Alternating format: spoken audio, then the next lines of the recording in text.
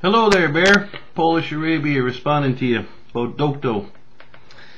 A couple of things. I'm 43 years old. I've been in Korea twice, I believe in 1980 and 82. I was in Korea in the first time, both times with the Canadian baseball team. But when we were first there, it was still under somewhat of a martial law. You had to be off the streets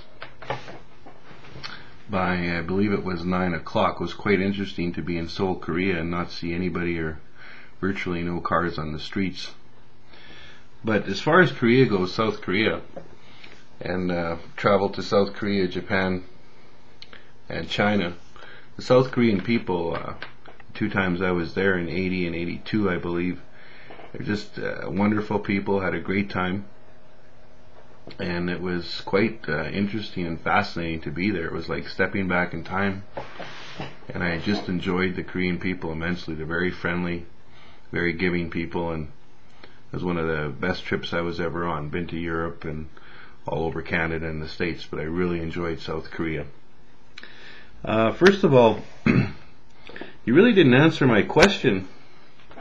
My question was regarding all the countries in the world, 247, 250 countries. I think they were all established by some form of war. Even Canada and the Plains of Abraham and the battle between the British and the French, and of course the United States of America when they fought the war against England, and even the Civil War in the United States between the North and South. I'm not totally familiar with a lot of Oriental history, and I'm not totally familiar with a lot of Korean history. I know that there is some animosity between the South Koreans and Japan. Obviously there's some animosity between the North Koreans and South Koreans, although the families would probably love to get back together. I don't know if a lot of that animosity between South Korea and Japan is as much animosity as between mainland China and Taiwan. But I see your point on the animosity issue. Again, I'm not too familiar with the Oriental history in South Korea, but I believe obviously that even without looking at all the history, that those lands must have been fought for at some point in order to establish the Korean culture.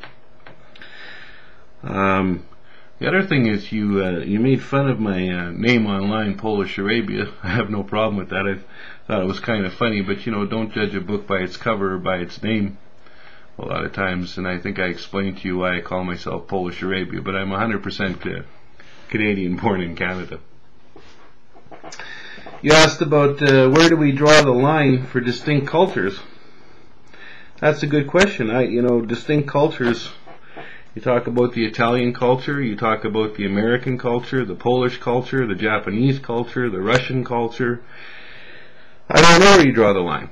And with people traveling all over the world today, and the intermingling of people and cultures and languages and food and cars, and people marrying between different cultures and religions, it's getting quite hard to tell which culture is which sometimes. I know that the Oriental cultures, it's very distinct. You have your Vietnamese culture, you have your Laos culture, you have your Chinese culture, you have your South Korean culture, your Japanese culture. And again, having traveled a little in the Orient, I know that the cultures are very distinct. I don't know how they're, at this point, how they're becoming intermingled, or how their culture is changing with all the traveling going on, and mixing up of people and marriages, and what animosities continue to exist or don't exist. But where do you draw the line? That's a very good question. You talk about the importance, the impact to pressure distinct cultures, and you talk about dokdo, and if Japan takes it over, it will take over Korea. I don't know a lot about dokdo. I never did until I ran across your videos and your site, and I had to even look it up to see what this exact conflict was all about with little islands or little places. So I'm not really very familiar with what's going on in the conflict with that. I don't know if I agree with Japan wants to take over Dokdo and then take over all of Korea. You would know that better than me.